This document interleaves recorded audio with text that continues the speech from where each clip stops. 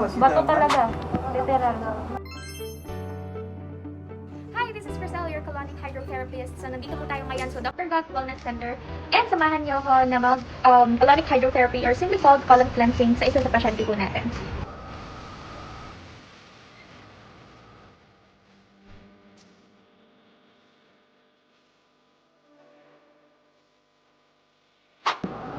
Ayan o, bato talaga. Literal. Oh. Bato nga, di ba, Dok? Parang, oo.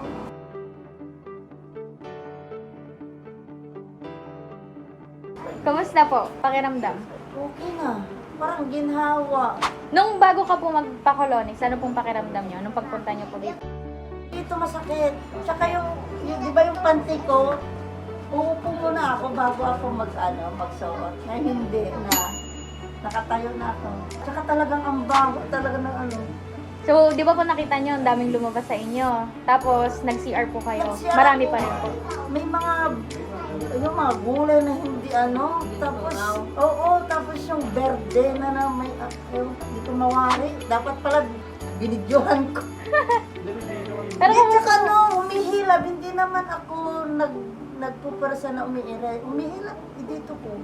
Pero before po, lagi kayong constipated. Oo. Hindi kayo nakakadumi, sabi Hindi. niyo. Mga ilang beses lang po yung dumi niyo sa isang araw. Sa isang araw, wala na. Punong-puno. Hindi ako nagdudumi ng ng normal. Ilang beses po sa isang linggo? Pag yung 2 beses na nararamdaman na sumasakit dito, ang ginagawa ko, bumibili ako ng suppository. Sasalpak sa pwede. Sasalpak sa pwede. Akala ko pagkatapos niyan, hindi na ako doon. Naantay ko lang, humihilab Ayaw ko naman pigilan na doon umupo ako doon. Grabe talaga. Mare-recommend niyo po ba yung colonics? Oo naman. Thank you. Baka maulit. Baka maulit. Sige po. Thank you, ma'am. Thank you po.